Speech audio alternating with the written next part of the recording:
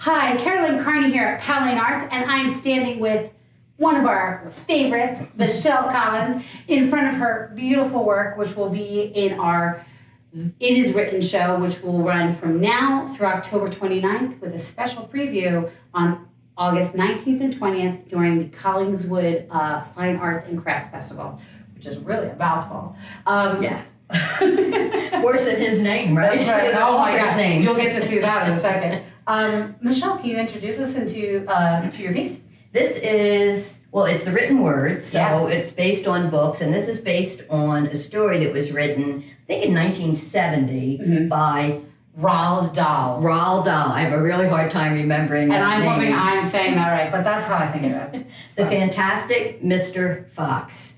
And I love to paint animals. They touch me emotionally. I think that people can feel emotion from animals, and they can pull their emotions from looking at the animals. And I loved him because he was a very strong character in the book. He lived with 3 very, very mean farmers around him. And he had to steal food for his friends and family. So he was very bold and took care of. It's all about taking care of your family and your friends. And he was generous. And he was very generous. So I made him kind of soft, not mean looking, although he was a terror with the farmers and they all wanted to go after and take care of him. But I thought that he was a very kind soul and he was very gentle. But he was still the Fantastic Mr. Fox. So that's why I used the meadow leaf behind him and kind of blended his fur into that he kind of sparkled and stood out. And I love that. So I love, I've always said, always, as long as I've known you, I've said that one of the things that I really enjoy is that when I first met you, you painted on storybook pages. And then you moved to page leaves. And then from there, you started using pages of metal leaf, which I think is a funny progression. You're still dealing with these touchstone points of these parables of fairy tales and short stories and children's books, which I love.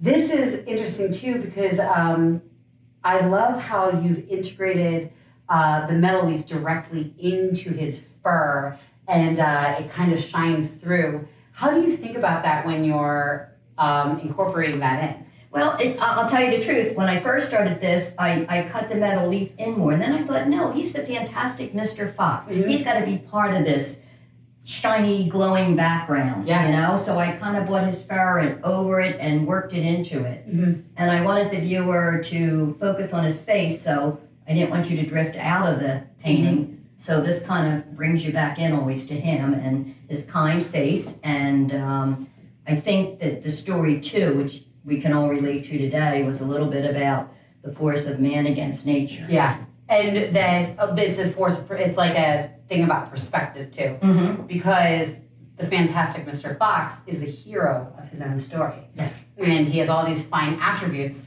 and yet the farmers are like, this fox, we gotta get him. Yeah, we do. And so it's all about perspective, which I think is a really helpful lesson. But I also love this idea that foxes are only really seen if they want to be seen. And so he almost grows out of this. The colors that are in him in the oil parallel the colors you've used in the background. Was that intentional or just a happy, almost everything's intentional with you. You're such a, you're so great at this. I don't normally put all 3 colors of metal leaf in here, but again, I'm going to go back to, he was fantastic. I thought he needed as much embellishment as, Yeah, and what's more... and a hero, and... Yeah, what's more glitzy and what's more fantastic and fabulous than mixing metals. This is the most looks you can get. And I kind of wanted these to look, he was in the woods again, so they kind of have a leaf-like form or a vegetation type of feel there, but... And I also love that you've put him as if he's coming into the composition. So you feel him coming in and then looking directly at you, which only a fox is confident and cunning enough to do that. So I love that so much. I had a question about, God, my brain is dying right now. But at the end of the day, it's not even that. It's that I get, me, I get absorbed in all of the lines and all of the outlines.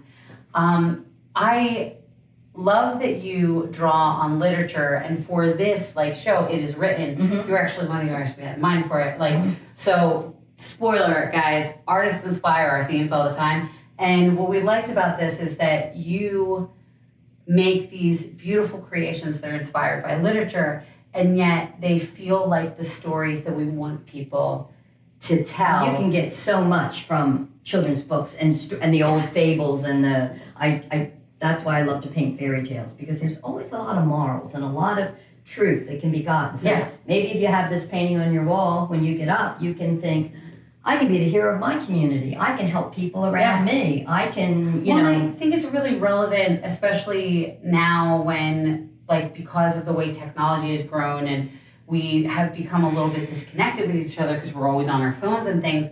And so we even do most of our shopping that we would have done in person online now. And so it can force us to have very flat perspectives of people. Mm-hmm, mm-hmm. But this story reminds you of this like idea that there's multiple perspectives of everything. And I think that's something that you illustrate really well in your work, like thematically, but also it's a really good story. Mm-hmm. And so it feels grand. People should read the story too. Yeah. It is. So, and it feels like it fits, it is written perfectly because he has written, you have done this, and it's kismet. The Fantastic Mr. Fox. The Fantastic Mr. Fox. It's one of my favorite stories, actually. And I had forgotten it was by Roald Dahl. I can never say the name, so thank you. So he's my sister Roald Dahl. He's my sister Sarah's favorite children's author. Really? Author. Yeah, she apparently loves the BFG. So, but yeah, so we really hope that you will come see Michele's work